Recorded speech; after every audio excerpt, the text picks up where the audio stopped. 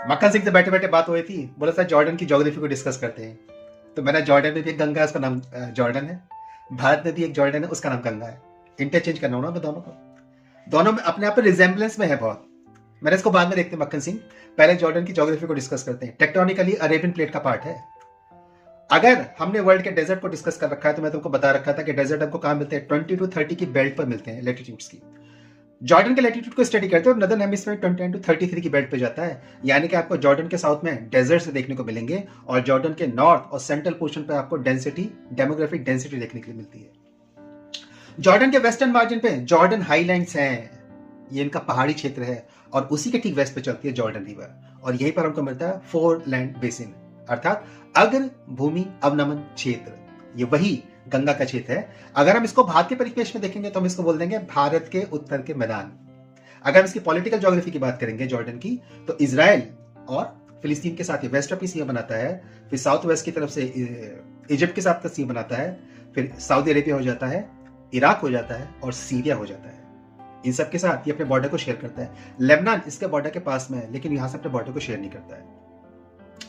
अगर हम इसकी ज्योग्राफी को और थोड़ा माइन्यूटली देखते हैं जॉर्डन की ज्योग्राफी को, तो जॉर्डन का जो वेस्टर्न मार्जिन है ना, वहीं पे हमको मिलता है वेस्ट बैंक, और वहां पे हमको तीन इंपॉर्टेंट, मैं कहूं चार इंपॉर्टेंट फिजिकल फीचर्स मिलते हैं।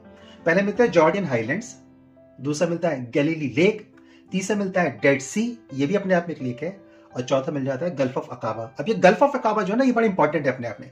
Gulf of Aqaba directly access देती है जॉर्डन को टू द रेड सी में। तो गल्फ ऑफ अकाबा के थ्रू जॉर्डन रेड सी से कनेक्ट होता है, और रेड सी को कनेक्शन देता है गल्फ ऑफ एडन के थ्रू अरेबियन सी में, और अरेबियन सी से एक्सेस मिल जाती है इंडियन ओशन में। यानी कि एक छोटा सा मार्जिन इसको कोस्टल कंट्री में ट्रांसफॉर्म कर देता है, नहीं तो जॉर्डन अपने आप में लैंडलॉक कंट्री हो जाता है।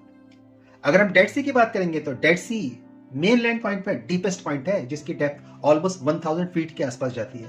लेकिन इसी के ठीक नॉर्थ पर हमको गैलीली सी मिलता है, ये भी अपने प्रकार की एक लेक है डेड सी के साथ ही, और यहीं पे हमको मिल जाती है जॉर्डन रिवर। अब जॉर्डन रिवर का जो ओरिजिनेशन पॉइंट है वो इजराइल से होता है, और ये इजराइल से चलते हुए यानी कि पहले अपने ईस्ट की तरफ चलेगी और फिर साउथ की तरफ आती है और डेड सी में अपने माउथ को बना देती है। और हम जानते हैं कि Dead Sea most saline mainland water body हो जाती है अपने आप में।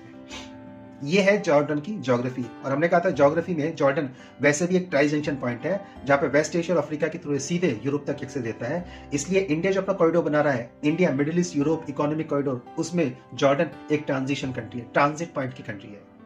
चैनल पे बने रहिएगा, वीडियोस को लाइक कर लीजिएगा, चैनल को सब्सक्राइब कर लीजिएगा, और इसके नोट्स वेबसाइट के माध्यम से मेरी वेबसाइट पर उपलब्ध है, जिसका लिंक डिस्क्रिप्शन बॉक्स में है, और ट्रांसलेशन ऑन करके आप इसको इंग्लिश में ही पढ़ सकते हैं। नमस्कार।